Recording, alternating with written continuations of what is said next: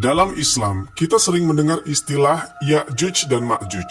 Dan kita beberapa kali pernah membahas tentang hal ini. Ya'juj dan Ma'juj adalah dua suku yang akan muncul pada akhir zaman. Mereka memiliki kekuatan sebagai perusak dan penghancur kehidupan di bumi.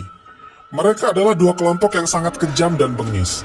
Mereka nantinya akan mencoba membinasakan seluruh umat manusia di muka bumi.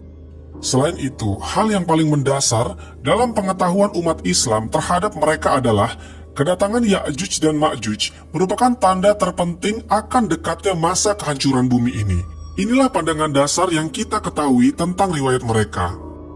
Namun tahukah Anda, ada penjelasan lain yang mungkin terasa aneh didengar mengenai Ya'juj dan Ma'juj yang jarang kita ketahui.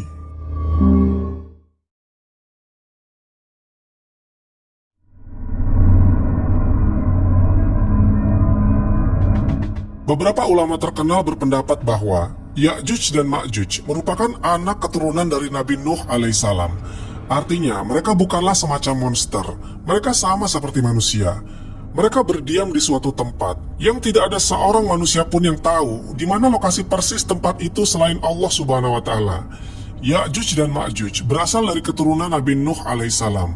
Para ulama mengatakan bahwa Nabi Nuh memiliki 3 orang anak, yaitu Sam, Ham, dan Yafet. Dan masing-masing dari ketiga anak Nabi Nuh alaihissalam itu memiliki keturunan. Yang pertama Sam, dianggap sebagai leluhur bangsa-bangsa Semit, yang mencakup bangsa Arab, bangsa Yahudi, dan lainnya. Sam sering dikaitkan dengan wilayah yang sekarang adalah Timur Tengah, khususnya wilayah yang meliputi Mesopotamia, Suriah, dan Palestina. Yang kedua ada Ham, dianggap sebagai leluhur bangsa-bangsa yang kemudian mendiami Afrika dan bagian-bagian tertentu di Timur Dekat. Beberapa narasi menyebutkan bahwa keturunannya meliputi bangsa-bangsa seperti bangsa Mesir kuno, bangsa Kanaan, dan bangsa-bangsa di Afrika. Yang terakhir ada Yafet. Dia sering dianggap sebagai nenek moyang bangsa-bangsa yang berada di wilayah yang lebih luas, termasuk Eropa dan beberapa bagian Asia seperti Turki dan wilayah sekitarnya. Keturunannya dikatakan mencakup bangsa-bangsa yang berbicara bahasa Indo-Eropa dan beberapa grup bangsa lainnya. Dan beberapa ahli sejarah Muslim mengatakan bahwa Ya'juj dan Ma'juj berasal dari keturunan Yafet. Namun ada ulama lain berpendapat bahwa anak Nabi Nuh alaihissalam bukan 3 orang, tapi hanya 2 orang. Yang pertama adalah Ham, yang kala itu menjadi raja di negeri Mesir. Kemudian Yafits, yang kemudian menjadi raja di negeri Hindustan. Adapun Yafits, dia memiliki keturunan yang bernama Aj. Kemudian, dia memiliki anak bernama Uj.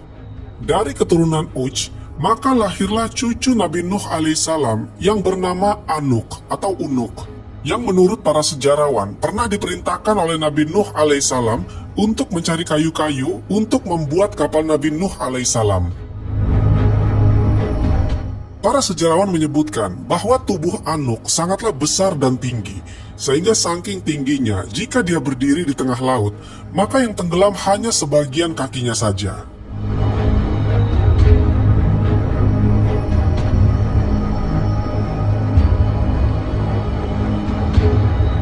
Di dalam kitab Kashiful Ghaibiyah dijelaskan bahwa saat Anuk menjadi penguasa di beberapa wilayah, ada sebuah negeri yang di dalamnya telah berdiri sebuah kerajaan. Pada negeri tersebut ada seorang raja dan para menterinya. Nah, di saat Anuk mendatangi kerajaan tersebut, seluruh rakyat, termasuk sang raja, terpaksa harus tunduk di bawah kekuatan Anuk. Saat itu Anuk meminta kepada raja untuk mencarikan seorang wanita untuk dinikahkan. Maka karena sang raja dan para penasihat kerajaan itu tunduk kepada Anuk, lalu sang raja meminta tempo kepada Anuk untuk meminta waktu selama 12 tahun demi mencarikan istri yang sesuai dengan ukuran tubuh Anuk. Dan ketika itu mereka sepakat dan Anuk menyetujuinya. Singkat cerita, 12 tahun kemudian, rupanya raja dan para menterinya tidak menemukan orang yang pas untuk dijadikan istri dari Anuk. Jadi pada masa itu, mereka tidak menemukan seorang pun manusia yang postur tubuhnya sama dengan Anuk. Akhirnya, sang raja dan para menterinya pun mencoba mencari jalan keluar. Mereka pun mencoba mengakali Anuk dengan memahat sebuah gunung besar yang diukir seperti perempuan yang sedang tertidur. Kemudian biar lebih meyakinkan, Mereka melapisi gunung itu dengan daging-daging hewan yang dipotong-potong. Setelah rancangan ini selesai, maka sang raja dan para menterinya memberitahu kepada Anuk bahwa perempuan yang mereka cari selama ini telah ada. Lalu sang raja menunjukkan kepada Anuk ke arah gunung yang telah mereka serupakan dengan bentuk perempuan raksasa tersebut. Nah, ketika Anuk melihat gunung itu, maka Anuk pun menyetubuhinya, sehingga sperma Anuk pun keluar dan memasuki gunung tersebut. Kemudian Anuk pun pergi, maka sperma yang tinggal di dalam gunung itu kemudian bercampur dengan daging-daging hewan yang ada di dalamnya. Campuran tersebut menjadikan ulat, dan ulat-ulat inilah yang nantinya akan menjadi Ya'juj dan Ma'juj.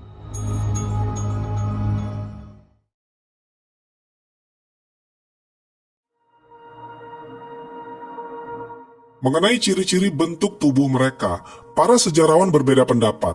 Ada yang mengatakan bahwa mereka memiliki 4 mata, 2 mata terletak pada dada mereka, dan 2 lainnya ada pada kepala mereka. Selain itu di antara mereka ada yang memiliki 2 kepala. Dari pendapat sejarawan lain mengatakan bahwa bentuk fisik mereka memiliki 1 kaki, yang dengan kaki ini mereka dapat melompat dengan jarak yang sangat jauh dan tinggi. Selain itu menurut riwayat lain mengatakan bahwa mereka memiliki bulu seperti bulu binatang. Ada yang mengatakan bahwa mereka hidup berketergantungan pada darah dan bangkai binatang maupun manusia.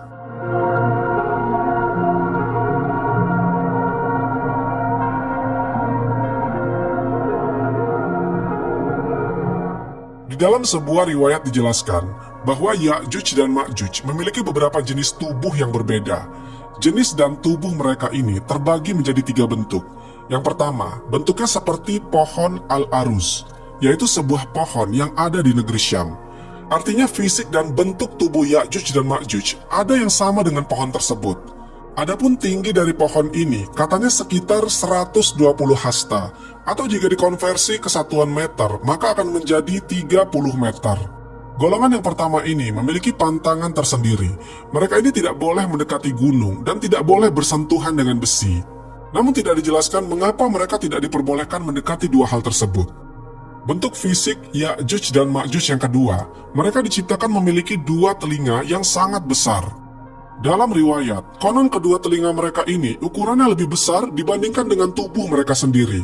1 telinga digunakan sebagai alas tidur mereka, dan telinga satunya digunakan sebagai selimutnya. Bentuk fisik Ya'juj dan Ma'juj yang ketiga adalah mereka memiliki tubuh yang sama tinggi, namun berbeda-beda lebarnya. Di dalam kitab Kashiful Ghaibiyah disebutkan, mereka memiliki tingkah laku yang aneh. Mereka ini dikatakan sangat menyukai bangkai binatang, dan kadang-kadang mereka sering memakan sesama jenis atau kanibalisme. Ciri-ciri wajah mereka memiliki wajah yang serupa dengan wajah orang Syam, dan memiliki betis kaki yang serupa dengan orang Khurasan. Selain itu, mereka juga dikatakan sering meminum air yang berasal dari Buhairah Tibriyah, atau dengan nama lain dikenal dengan nama Danau Tiberias, atau juga bisa disebut sebagai Danau Galilea.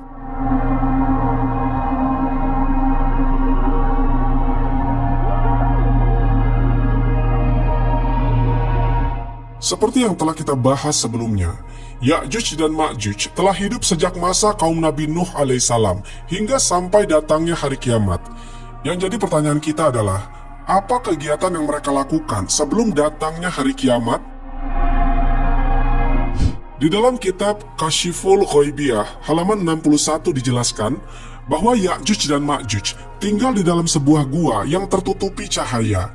Di sana mereka hidup dalam keadaan yang gelap, tanpa ada sedikit pun cahaya matahari yang masuk ke dalamnya. Menurut dalam teks di buku itu, bahwa tempat tinggal Ya'juj dan Ma'juj saat ini merupakan sebuah penjara atau kurungan yang pernah dibuat oleh Raja Zulkarnain.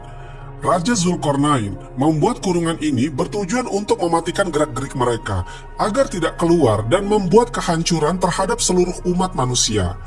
Dari ribuan tahun mereka hidup, yaitu dari masa Anuk hingga hari kiamat, yang mereka lakukan di dalamnya adalah mengeruk-ngeruk lapisan dinding gunung sedikit demi sedikit hingga akhirnya mereka bisa keluar dari dalam sana. Menurut riwayat yang sahih, dinding gunung tempat mereka dikurung terbuat dari lapisan besi. Dan di kitab tersebut dijelaskan bahwa setiap harinya mereka mengeruk-ngeruk lapisan pintu yang terbuat dari besi tersebut. Setiap dinding yang mereka coba untuk hancurkan, maka dinding tersebut akan berlubang. Namun keesokan harinya, ketika mereka akan melanjutkan menghancurkan pintu itu, kemudian atas izin Allah Subhanahu wa Ta'ala, pintu itu kembali utuh kembali, tanpa ada bekas lubang sedikit pun. Hal ini terus mereka lakukan setiap hari hingga datangnya hari kiamat nanti. Sampai di mana hari kiamat tiba, lubang yang ada di dinding besi itu tidak menutup lagi, dan cahaya matahari akan masuk ke dalamnya. Dan saat itulah Allah Subhanahu wa Ta'ala mengizinkan mereka untuk keluar, lalu menjelajah ke seluruh dunia untuk menemui segala makhluk selain mereka, untuk dibunuh, disiksa, dimakan, termasuk di dalamnya adalah manusia.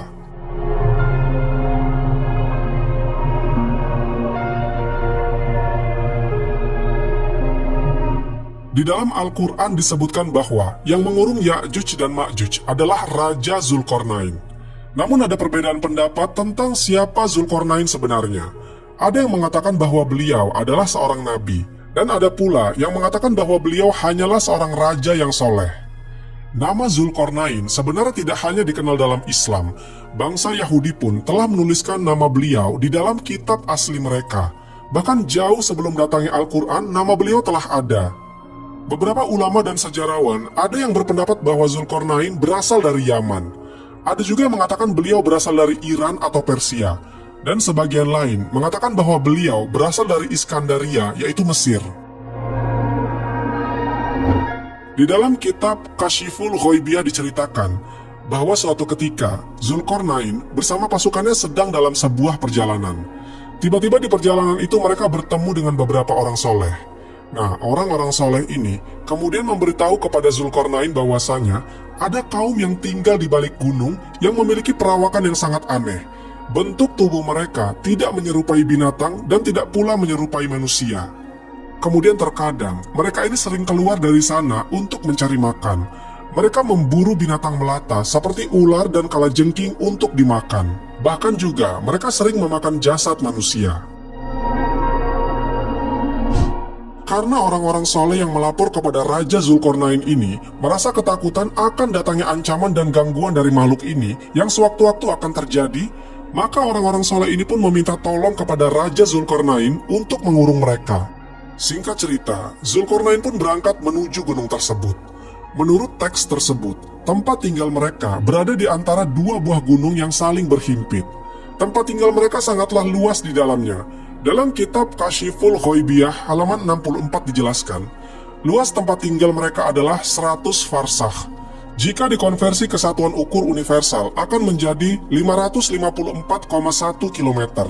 Dan inilah luas kediaman mereka.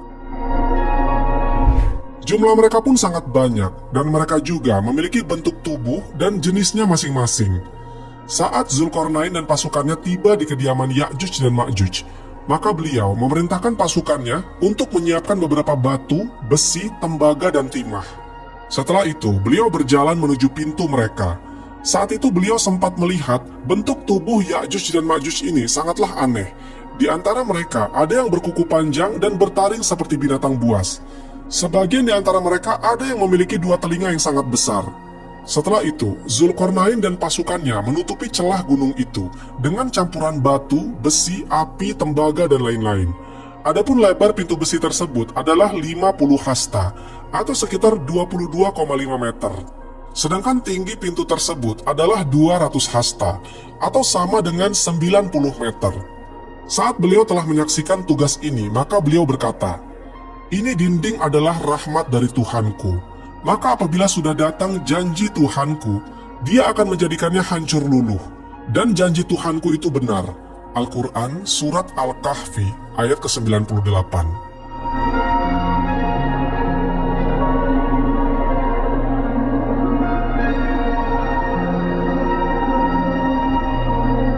Mereka akan keluar dari sana di waktu dunia diambang kiamat besar. Mereka akan keluar dan menuju ke satu titik, yaitu Sungai Tiberias, yang saat ini berada dekat dengan Palestina.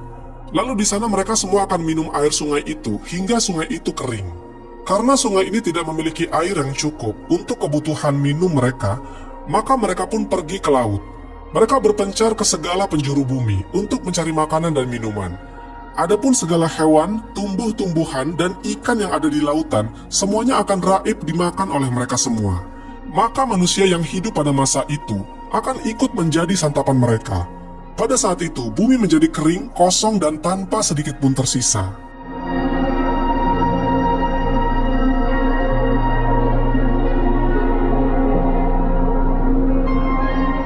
Ya'juj dan Ma'juj sejatinya memiliki masa hidup yang tidak lama setelah mereka keluar dari tembok besi itu. Setelah bumi saat itu mengering dan kosong dari segala isinya, maka Allah Subhanahu wa Ta'ala pun mematikan mereka semua dengan ulat. Ibnu Abbas mengatakan bahwa ulat-ulat ini akan membunuh mereka dengan cara ulat-ulat ini akan masuk lewat telinga mereka, hingga mereka mati dan menjadi bangkai-bangkai busuk yang tersebar di segala pelosok bumi. Saat itu, bumi akan tercium bau bangkai yang sangat menyengat. Lalu Allah Subhanahu wa Ta'ala memerintahkan langit untuk menurunkan hujan ke bumi selama 40 hari 40 malam. Dan Allah Subhanahu wa Ta'ala memerintahkan air hujan tersebut untuk membawa mereka ke arah laut. Wahab bin Munabbih mengatakan bahwa laut saat itu akan terisi darah dan bangkai-bangkai mereka, bahkan pun di atas dataran bumi lainnya.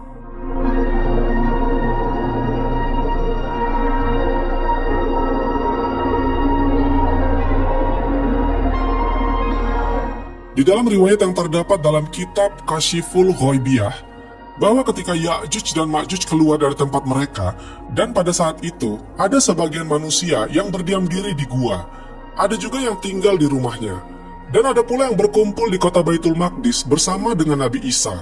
Saat Ya'juj dan Ma'juj mengepung kota Baitul Maqdis, pada saat itu Nabi Isa berdoa kepada Allah Subhanahu wa Ta'ala untuk menghancurkan Ya'juj dan Ma'juj.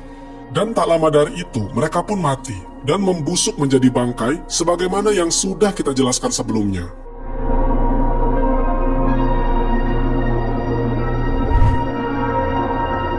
Wallahu a'lam bishawab.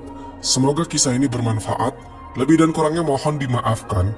Yang benar datangnya dari Allah Subhanahu wa Ta'ala, khilaf atau keliru itu datangnya dari saya pribadi sebagai manusia biasa. Sampai ketemu di kisah-kisah seru yang penuh makna selanjutnya. Saya akhiri. Wassalamualaikum warahmatullahi wabarakatuh.